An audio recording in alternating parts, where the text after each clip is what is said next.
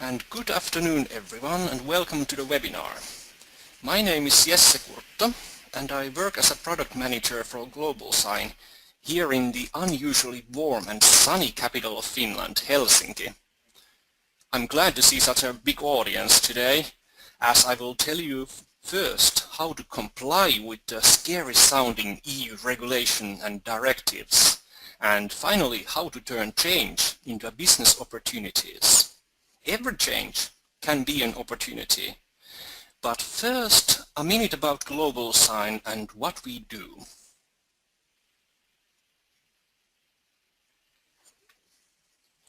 As the name hints, Global Sign is a global identity services company.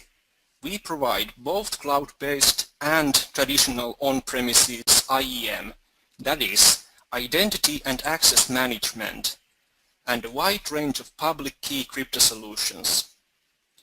In IAM, we have especially strong presence in the enterprise sector, like telecoms and retail, and of course in the public sector, especially here in Scandinavia.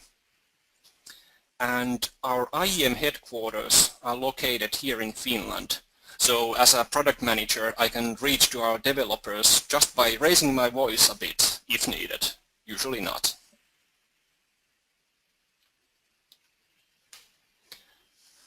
And first, if I had to describe the legislation we're going through today in just one phrase, it would be privacy by design. Now, for those of us who work in IT securities, these 7 principles listed here are completely obvious. But Dr. Kavokian's great accomplishment was that after decades of work, she got the politicians to understand them too. And that's very important, as their decisions influence all of our lives. Now, the pundits want the politicians to think that the old security versus privacy debate is a zero-sum game, that you can't have one without losing the other. And this is not true.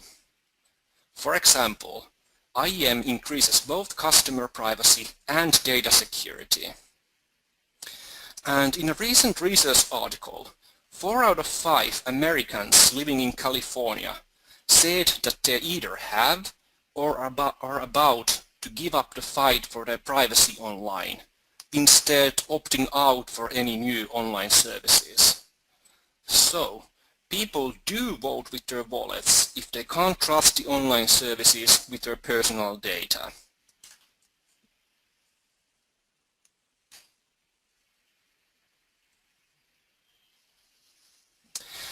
Now, we take a look at 4 recent changes in the European privacy landscape, starting with the Payment Services Directive 2.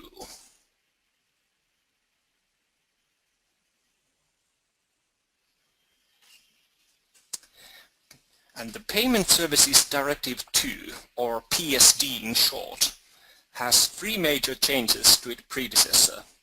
First, the directive will allow retailers to ask consumers for permission to use your bank details. And once you have given the permission, the retailer will receive the payment directly from your bank. No middlemen here. And this direct connection between the retailers and the banks will be enabled using application programming interfaces, or APIs in short. The second point is, the directive grants the unconditional right of refund for direct debit transfers, giving them stronger consumer protections like currently credit cards enjoy online. Third point is the requirement for strong user authentication. But unfortunately, which authentication methods exactly are allowed will be defined next year in January.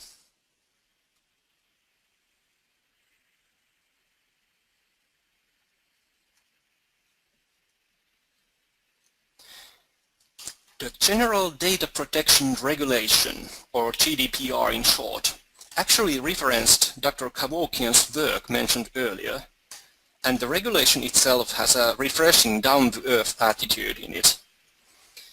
And as a regulation, the GDPR is a sort of a super law. It went into force immediately, and currently we have about 22 months left to be in compliance. And this regulation applies if the data controller or the data processor or the data subject, meaning a natural person here, is based or is living in the EU. Furthermore, and unlike the current directive, this regulation also applies to organizations based outside the EU if they process any personal data of EU residents.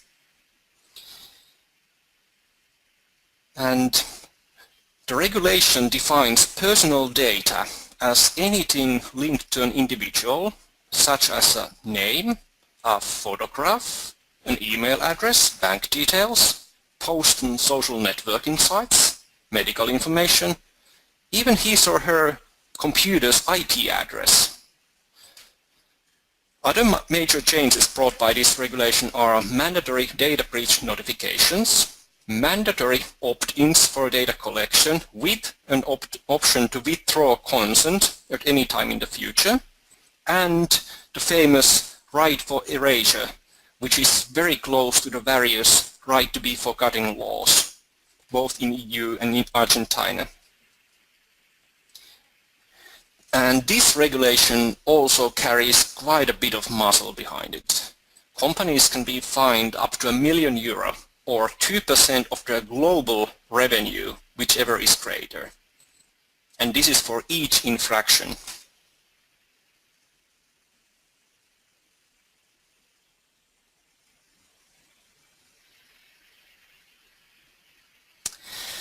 eIDAS. It stands for EU Regulation on Electronic Identification and Trust Services for Electronic Transactions in the European Internal Market. Thankfully, the idea behind eIDAS is much simpler than the name. That is, cross-border identity federation between the EU member states. For example, an Estonian national should be able to log into public services in Finland using his or her Estonian electronic identity card. And in contrast to the previous, this is a directive, not a regulation, and therefore it needs local implementation, and there might be some differences how different EU member states interpret the directive.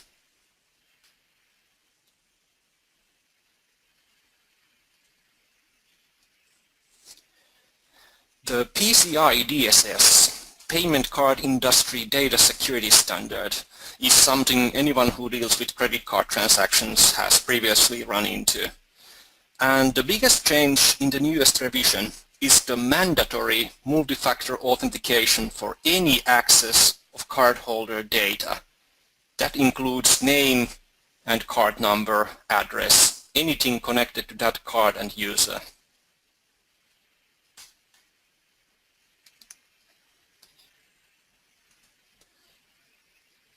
Now, we first went through the 4 different regulations and directives, and now we move into maturity model.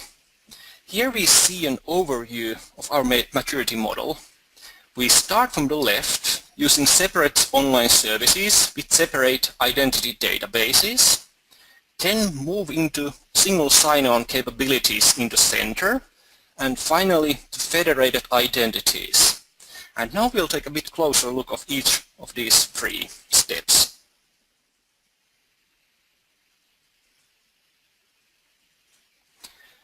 First, moving from separate identity repos to a single sign-on solution makes complying with the GDPR, the scary regulation with teeth, much easier. Right to be forgotten and the right to get a copy of all stored data about oneself are the 2 big changes here. And having the identities in one place makes compliance tremendously easier. And I have a small personal plea here. If you are building any kind of web application or service, please provide your users an alternative to passwords. I'm just in my mid-30s now, and I simply don't have any space for yet another post-it note under my keyboard.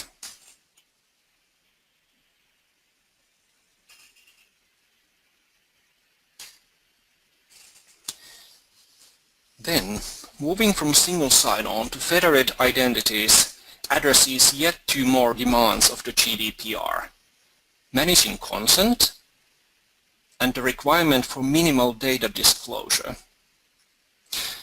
As a business benefit, cross-organization customer acquisition is more than a fancy term. Think of how airlines integrate with car rental agencies and hotels.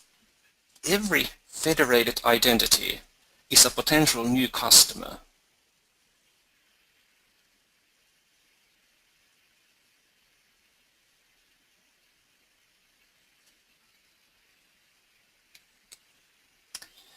Now, today, strong authentication and multi-factor authentication are more needed than ever. Next, I'll talk about them a bit in practice.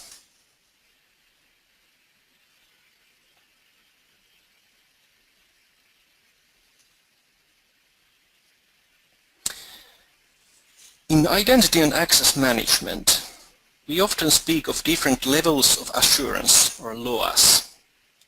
Simply put, these levels categorize our trust in the correctness and trustworthiness of an identity. Here, in the first example, we are already head and shoulders above using passwords, as we require the user to confirm a financial transaction using a second independent device or method, in this case, a smartphone. The next stage further decouples two devices, while at the last stage, biometrics can be used to confirm that the user is actually present and not merely his or her device. Of course, this means tremendously lower risk for the transaction. And as always in business, lower risk directly translates into lower premiums.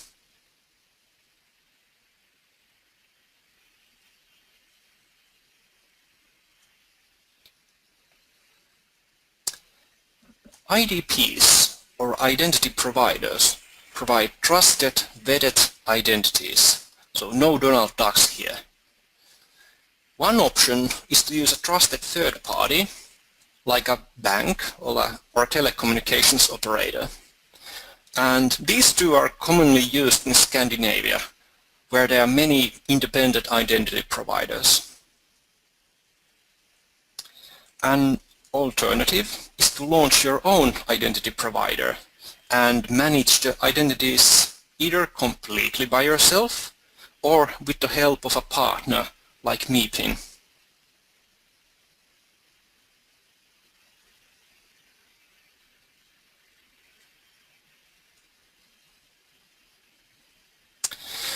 Now, I can tell you from personal experience that data management is a term that makes many product managers shriek in pain. And unfortunately for us, the GDPR doesn't make it any easier. For example, how to be certain that the user's data is correct and up-to-date, and that the right to be forgotten can be respected when there's a half a dozen systems with bits and pieces of his and her personal data spread around. And one clever answer is by letting your users manage themselves and their own personal data.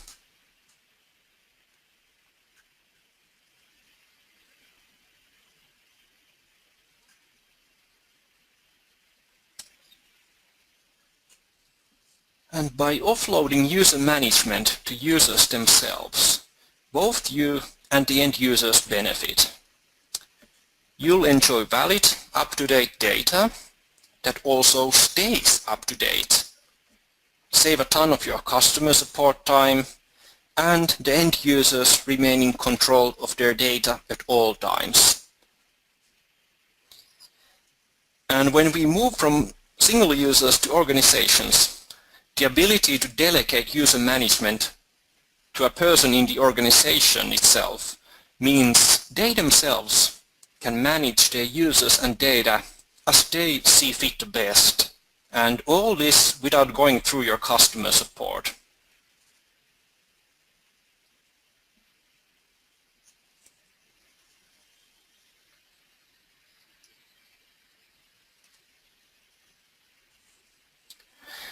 Now, one of the goals, if not the goal, of the recent legislation is to bring federation to all EU citizens. And now we'll take a quick look of that next.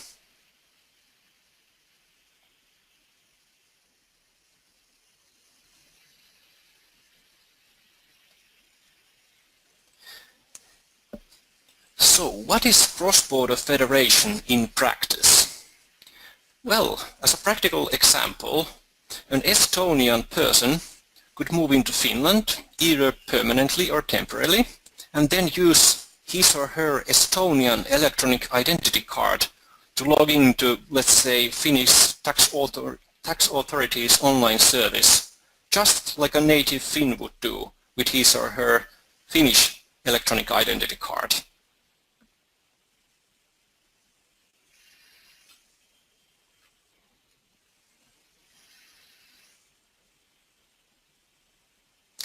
And one important point here is that since the eIDAS is a directive and not a regulation, then it's up to each member state to decide whether private sector organizations can participate in this kind of federation.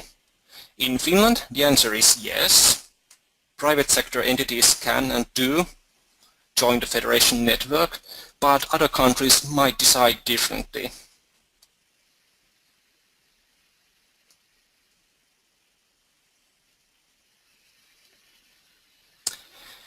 Now, as I mentioned before, any change, such as a new regulation, directive or standard, is an opportunity. And in the last slide, we'll revisit today's key points with a special eye on the possible business opportunities.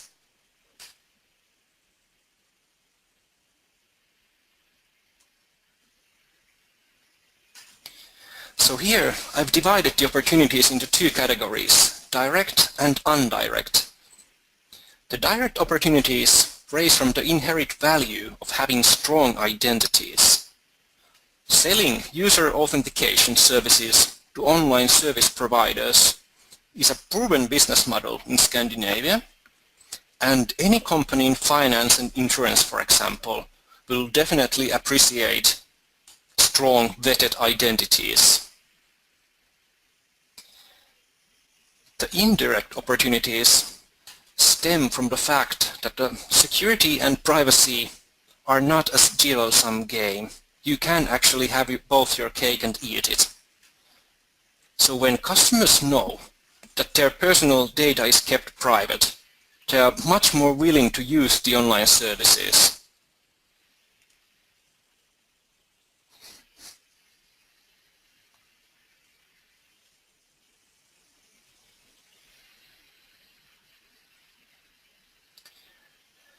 Alright, before starting our Q&A session, I'd like to invite you all to our breakfast seminar in London on September the 6th.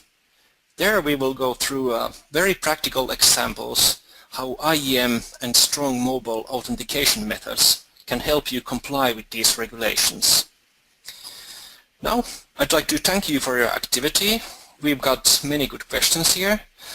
Sadly, we're a bit behind our schedule, but those of you I don't get around to answering right away will receive a response in the coming days. So, let's pick the best one here. Alright, we have a very good question here. What about authorizing transactions instead of users? Now, I come from with a technical background, so from a technology point of view, authorization is simply an authentication event with some context in it. So if we use a smartphone app as an example, we can push practically any data in text format to the phone to be digitally signed.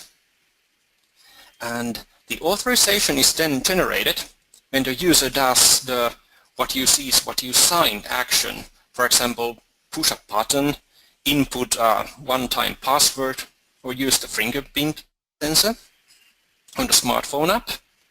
And this very action done by the user opens up the access to the private key stored on the device. And then the data that was sent to the phone is signed and sent back. So before the user gives his or her consent, nothing will happen to the data. And this is extremely easy and convenient for the user. And it clearly also shows user consent for the transaction. Alright, unfortunately we're out of time here now, but I would like to thank you again for joining us today. Please join all our future webinars. And if at all possible, please enroll to our breakfast seminar in London after summer. Right? Thank you for your time, and goodbye.